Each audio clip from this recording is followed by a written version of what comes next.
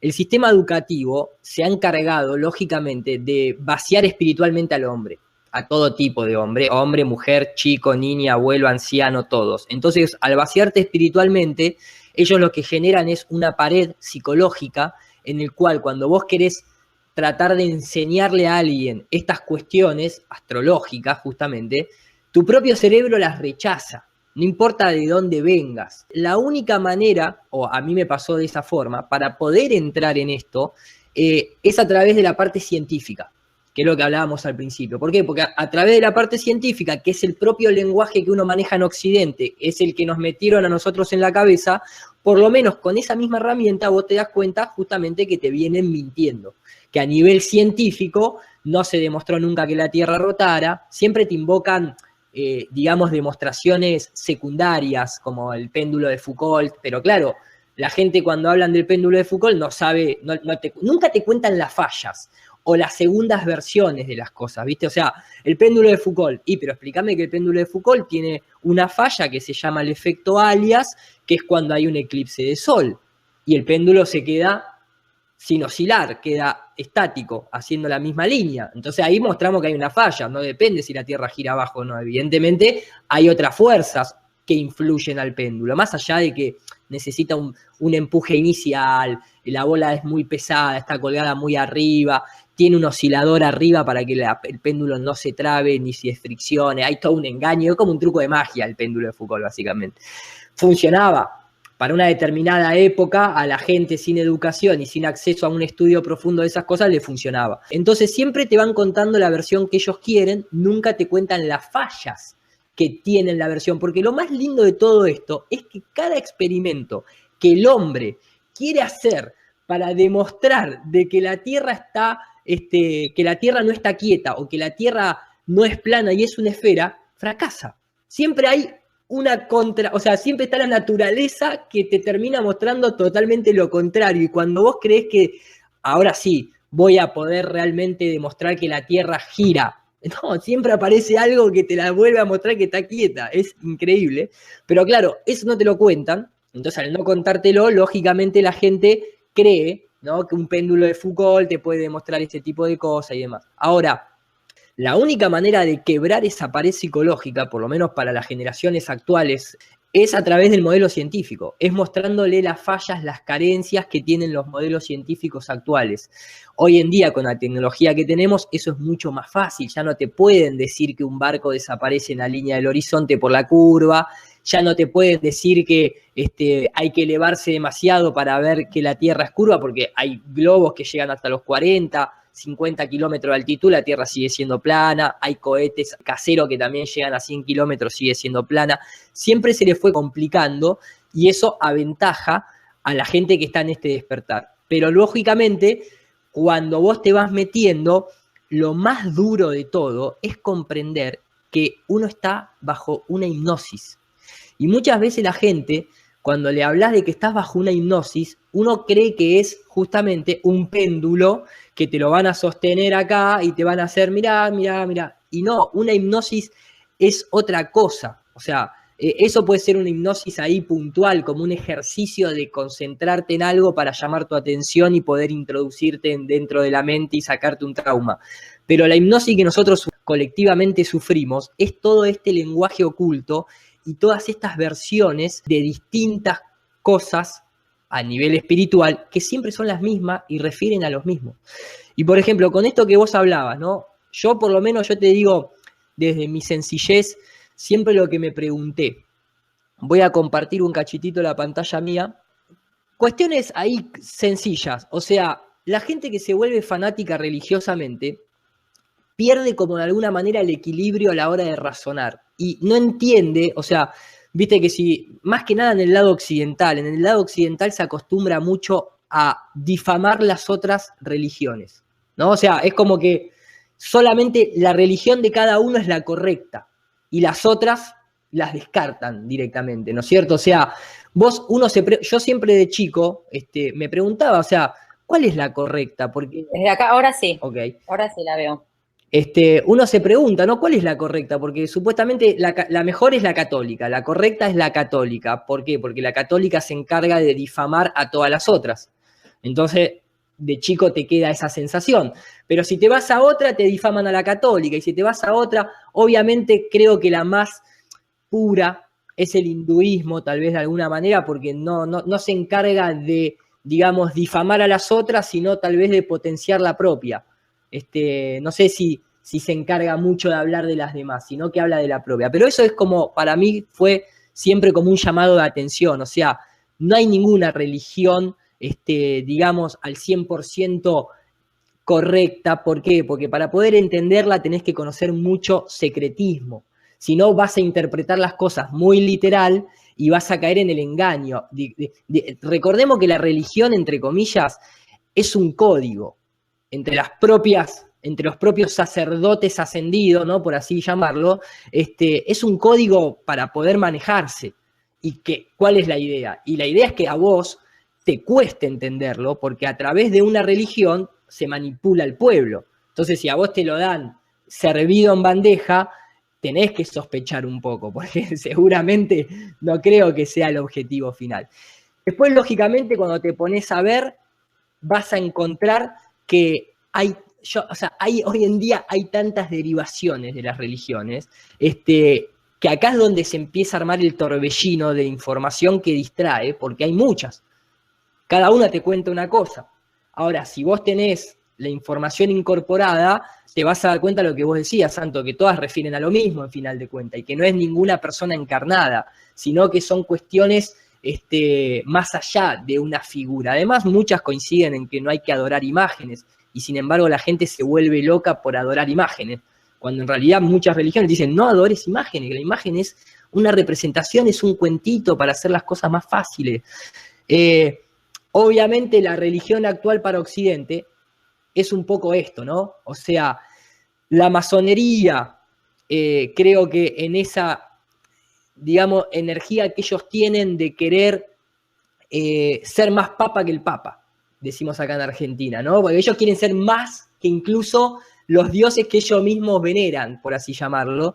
Entonces ellos se meten sus simbologías de que supuestamente mucha gente tal vez esta parte no termina de comprender cuando ven alguna obra de arte. En el arte masónico hay obviamente hay mucho código, hay mucha cosa que te termina de contar y te cuenta una historia tal vez mucho más verídica que la que te quieren contar después cuando estás en los grados bajos, ¿no? Pero que me refiero un poco a esta cuestión de decir, ellos siempre se visten de blanco y bajan del cielo, porque quieren imitar a los dioses. Entonces, cuando un astronauta se viste de blanco y supuestamente viene bajando en una nave del cielo, es básicamente la misma historia que te cuentan en todas las religiones, porque de hecho hasta en las religiones, por ejemplo, como las griegas o las egipcias, los dioses también andaban en carruajes. Y una nave espacial no tiene nada de distinto a un carruaje. ¿Viste? O sea, a veces la gente se traba y cuando una persona que es muy científica te critica y te dice, no, porque ustedes, que la Tierra que está sostenida por tortugas, se toman esas cosas literales y ellos mismos no se hacen una autocrítica de decir, bueno, yo soy científico, soy astrónomo, soy astrónomo. Yo miro una constelación y digo, esa es la constelación de Cáncer, o de Escorpio, o de Virgo. Y el astrónomo moderno también tiene una figura con todas esas constelaciones. Porque va a haber o un Escorpio, o va a haber una balanza para referirse a Libra, y el astrónomo moderno no va a decir, ahí en el cielo hay una balanza. ¿Entendés? Es lo mismo cuando a uno lo cargan y te dicen, hay tortuga. Entonces ese tipo de cosas la gente, las generaciones actuales tiene que ponerla en contexto, porque acá se trata, el dibujo es un símbolo. El símbolo es un código y ayuda muchas veces a contar una historia. Simplemente eso. Obviamente la masonería cuenta una historia muy oculta por detrás, que tal vez su objetivo no es compartirla con el resto del mundo, ¿no es cierto? Porque es la única manera que tienen de controlar.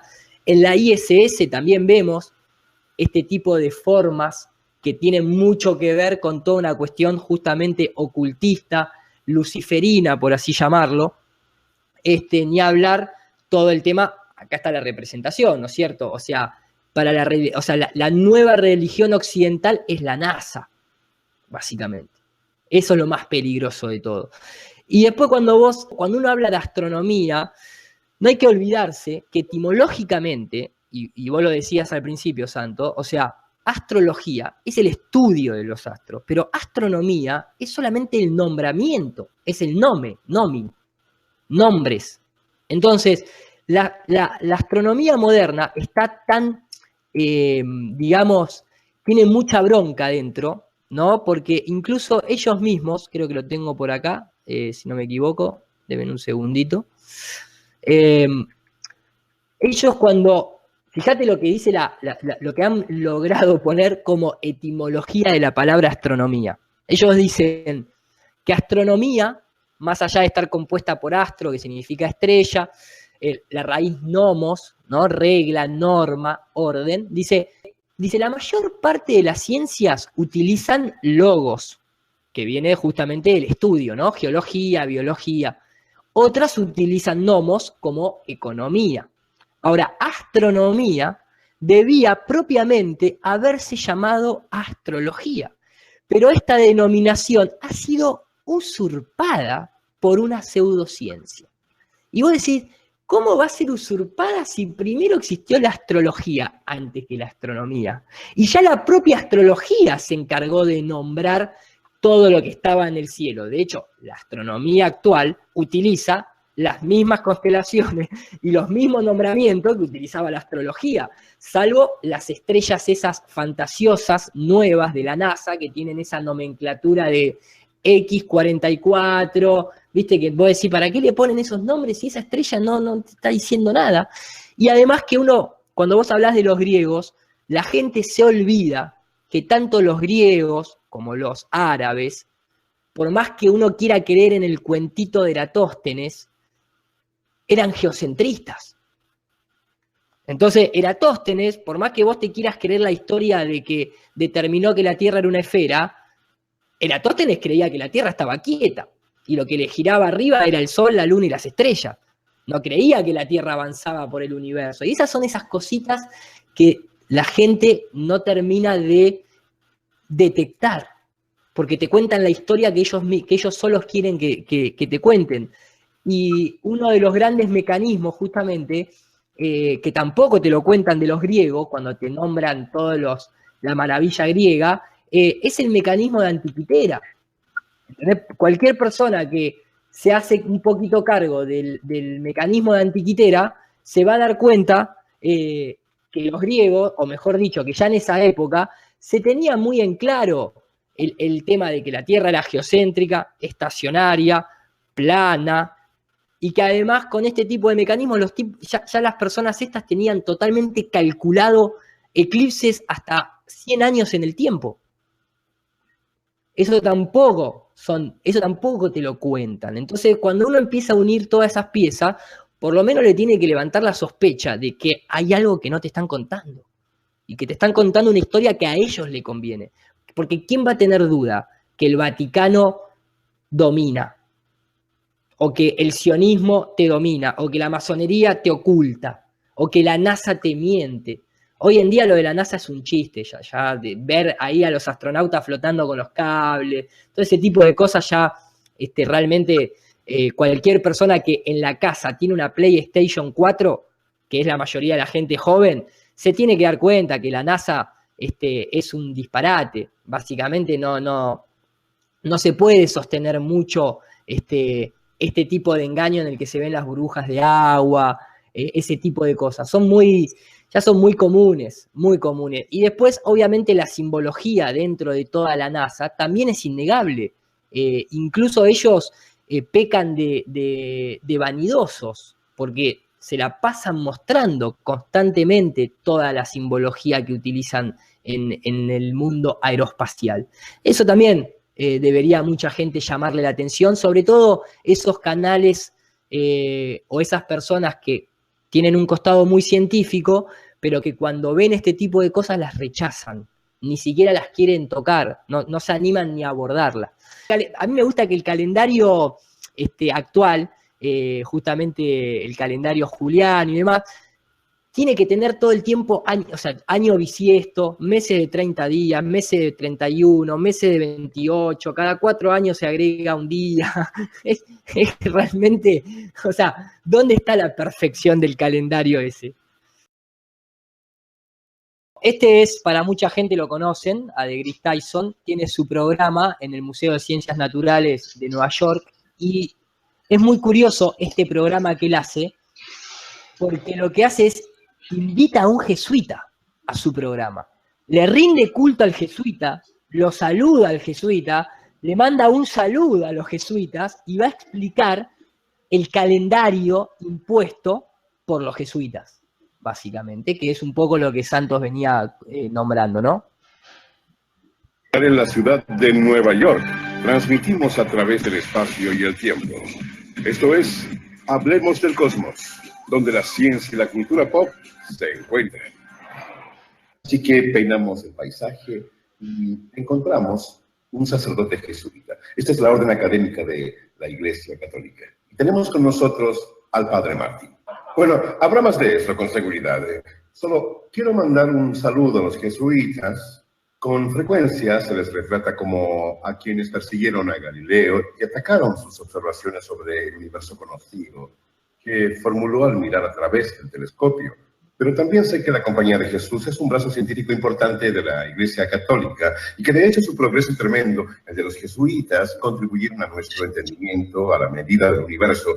Ahora, corrígeme si me equivoco en algo, creo que lo entiendo. Sabes mucho más de esto que yo. Entiendo. Así es. Funda el Observatorio del Vaticano y al hacerlo los jesuitas calculan que hay 10 años de más en el calendario. Esos eran los días acumulados. En 1582, el Papa dijo, saquemos 10 días del calendario. Llevó al calendario gregoriano, que fue una mejora sobre el calendario juliano de esa época y es el que usamos en la actualidad. Así que el año 1900 no fue bisiesto. El año 1800 no fue bisiesto. El 1700 no fue bisiesto. Sin embargo, al hacer esto, ahora la corrección se queda un poco corta. Ahora nos hace falta un día en un intervalo de tiempo. Hay que volver a meter algo ahí. Así que cada 400 años se vuelve a agregar el año bisiesto. Así, el año 2000 fue uno de esos ciclos de 400 años. La última vez que un año de cambio de siglo fue bisiesto fue en el año 1600, unos cuantos años después que entró en el calendario gregoriano. Así que todas estas correcciones de más y correcciones de menos harán que el calendario se mantenga en el estado óptimo en milenios por venir. Y esta es una de las muchas razones por las cuales se usa en todo el mundo. Es uno de los calendarios más precisos jamás creados. Felicitaciones a tus colegas. Gracias. Bien. Hablamos de cosas... ¿No es cierto? Bueno, supuestamente es uno de los más precisos del mundo. Tuvo 25.000 correcciones, años bisiestos, días de 30, meses de 30 días, meses de 31 días, 28, cada 4 justamente sí tiene que seguir habiendo el año bisiesto. Pero acá vemos un poco cómo del calendario juliano se fue pasando al gregoriano y obviamente el actual calendario es creado por jesuitas, literalmente. Y toda la ciencia esta heliocéntrica, obviamente, aparte, ellos basan el tiempo en ¿qué? En las vueltas que da el Sol al plano. O sea, podrían utilizar el sideral, podrían utilizar el de la Luna. Hay ciertas facciones judías que usan el año Nisan. El año Nisan. Por eso los judíos viven en otro tiempo. No existe el tiempo. Lo que existe es el movimiento, no el tiempo. Entonces vos podés basar, entre comillas, vos podés basar el tiempo en cualquier sistema de movimiento. Lo que pasa es que el movimiento tiene que tener un ciclo, porque si no, entonces no tenés un punto de apoyo como para poder basarte en decir, bueno, saquemos los ciclos de esto, aquello y lo otro. Obviamente, ¿qué es lo único que conoce el ser humano? Que tiene ciclos que son inmutables, es el cielo.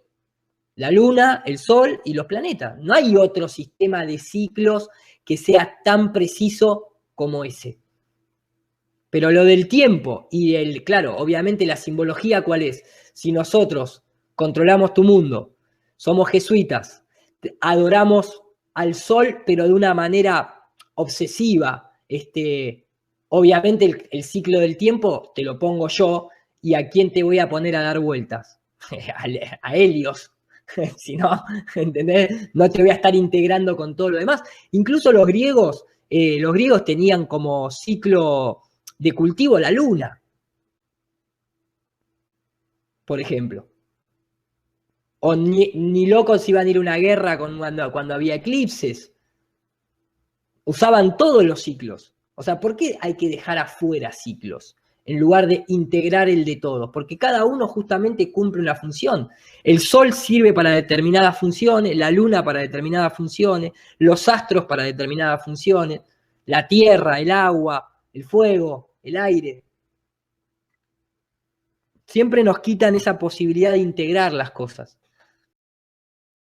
Exactamente. De hecho, acá en esta simbología, en donde obviamente toda esta hace representación a ese culto solar perverso, cuando uno ve este tipo de, ¿no es cierto?, como de espíritus, de almas, entre comillas, apuntando al sol, que lo tiene acá en el dibujo la persona que representa a la Madre de Dios, el propio de Grace Tyson, cuando se viste igual.